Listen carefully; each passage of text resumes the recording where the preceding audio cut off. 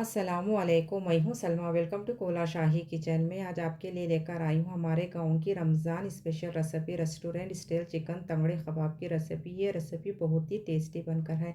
आप अपने घर वालों को इफ्तारी में इस तरह से मसाला डालकर बनाकर देंगे तो इंशाअल्लाह पूरा महीना, पूरा साल आप इसी तरह से बनाकर खिलाते रहेंगे। आप अपने बच्चों को कभी भी इस तरह से बनाकर खिलाते रहेंगे तो इंशाअल्लाह आपके बच्चे आपको कभी भी तंग नहीं करेंगे बाहर बुलाने को जाने के लिए। प्लीज़ आपको मेरा चैनल अच्छा लगा तो प्लीज़ लाइक कीजिए, सब्सक्राइब कीजिए। चलिए ये रेसिपी किस तरह से बनाते ही देखेंगे। बिस्मिल्लाहिर्रहमानिर्रहीम। देखिए मैं दिखाने जा रही हूँ रेस्टोरेंट स्टाइल चिकन तंगड़े कबाब का मसाला 6 लेग पीसा का। आप अच्छी तरह से वॉश कर लेने के बाद तो इस तरह से कट कर लीजिए। मसाला अच्छी तरह से लगेगा। चलिए अब हम इसका मसाला देख लेंगे।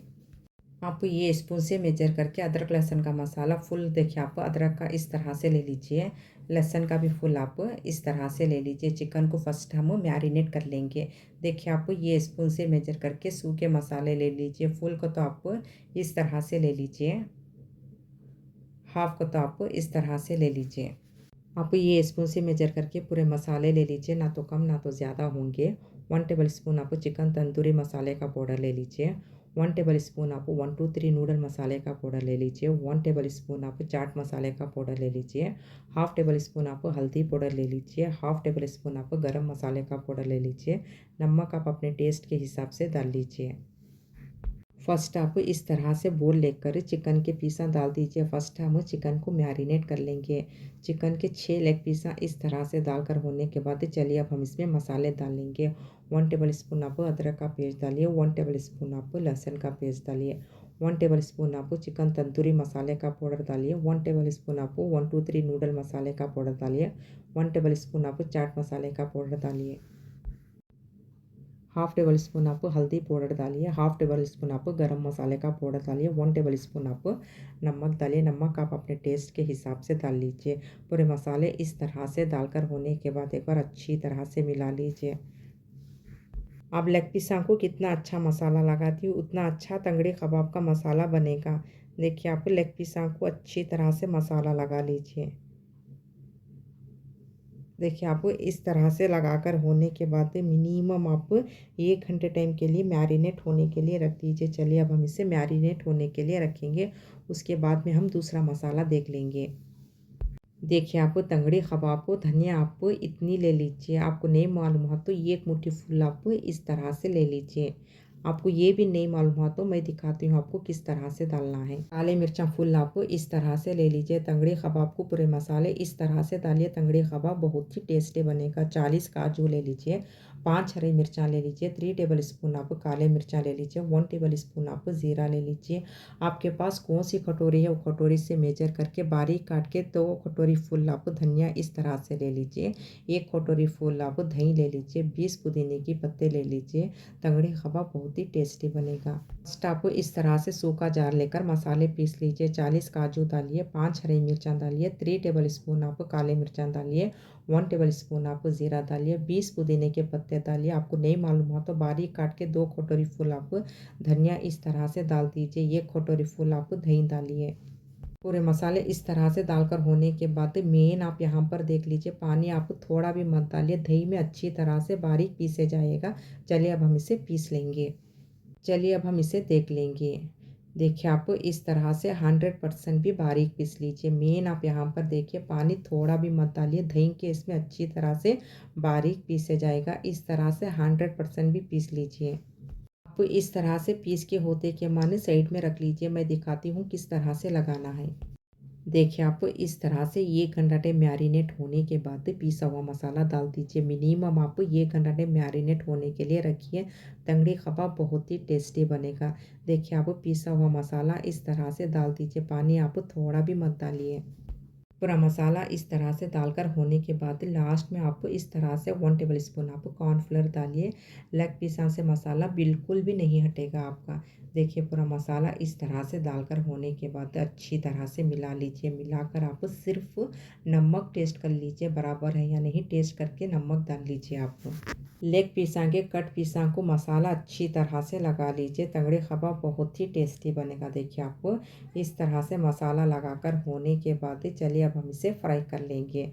देखिए मसाला अच्छी तरह से लग चुका है। चलिए अब हम इसे फ्राई कर लेंगे। देखिए आप जिसके पास नॉन स्टिक पैन है वो नॉन स्टिक पैन में आप लेग पीसा फ्राई कर लीजिए। जिसके पास नॉन स्टिक पैन नहीं है आप इस तरह से तवा लेकर फ्राई कर लीजिए लेग पीसा को। 10 टेबल स्पून आप तेल डाल दीजिए। बिस्मिल्लाहिर्रहमानिर्रहीम। फुल लांच करके आप 10 टेबल स्पून आप तेल डाल दीजिए। तेल अच्छी तरह से गर्म होने के बाद आँच को सिम करके आप लेग पीसा डाल दीजिए। बिस्मिल्लाहिर्रहमानिर्रहीम। आपके तवे में कितने लेग पीसा मारते उतने लेग पीसा डाल लीजिए। मेन आप यहाँ पर देख लीजिए जिसके पास नॉन स्टिक पैन है वो नॉन स्टिक पैन में आप थोड़ा भी पानी मत डालिए। आप इस तरह से तवे में फ्राई करें तो आप इस तरह से 1.5 कप पानी डाल दीजिए। आप इस तरह से चाय के कप से 1.5 कप पानी डालकर होने के बाद लेग पीसा को पलटा लीजिए। मेन आप यहाँ पर देख लीजिए जिसके पास नॉन स्टिक पैन है वो पानी थोड़ा भी मत डालिए। तेल में ही अच्छी तरह से फ्राई कर लीजिए। जिसके पास नॉन स्टिक पैन नहीं है इस आप 1.5 कप पानी डालकर पानी अच्छी तरह से ड्राई हुए तक आप फुल आंच करके पका लीजिए। उसके बाद में स्लो कर लीजिए पानी अच्छी तरह से ड्राई होने के बाद। आप बीच बीच में देखते रहिए पानी ड्राई होने तक। देखिए आपको इस तरह से पानी ड्राई होने के बाद गैस फ़ौरन सिम कर दीजिए। सिम करके आप लेग पीसा को पलटा लीजिए। पलटा कर होने के बाद टाइम देख लीजिए। टाइम देखकर मिनिमम 20 मिनट पकने के लिए रख दीजिए। लेग पीसा को अच्छी तरह से मसाला लगे तक। उसके बाद में हम गैस बंद कर देंगे। टाइम देखकर 20 मिनट होने के बाद देखिए मसाला लेग पीसा को इस तरह से लगने के बाद गैस फ़ौरन बंद कर दीजिए। मेन आप यहाँ पर देखिए 20 मिनट के अंदर बीच बीच में आपको देखते रहिए नहीं तो आपका पूरा मसाला जल जाएगा।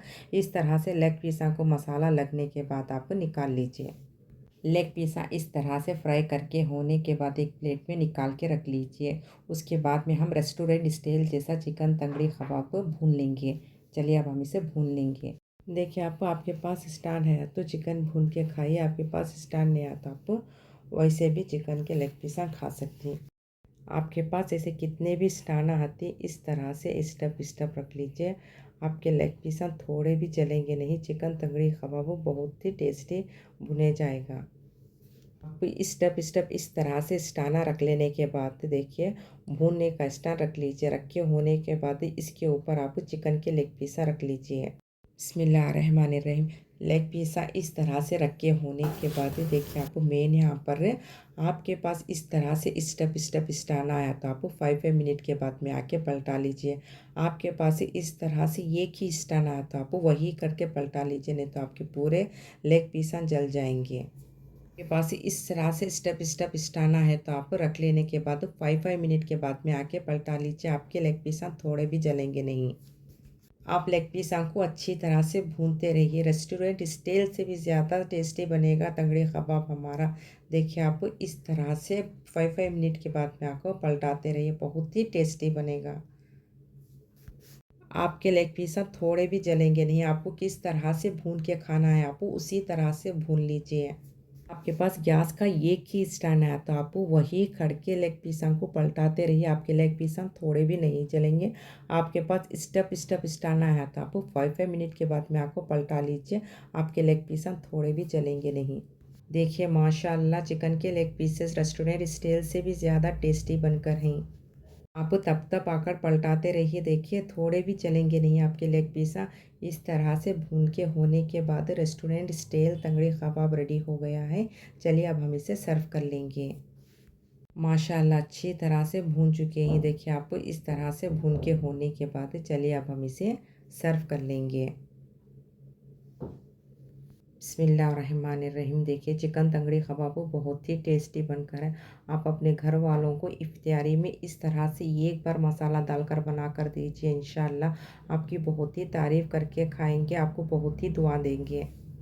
आप चिकन तंगड़ी कबाब को इस तरह से मसाला डालकर टेस्ट करके कमेंट्स में बोलिए आपको कैसा लगा। प्लीज़ लाइक कीजिए, शेयर कीजिए, कमेंट्स कीजिए, सब्सक्राइब कीजिए। मैं और अच्छे अच्छे रेसिपी शेयर करती रहूँगी इंशाल्लाह।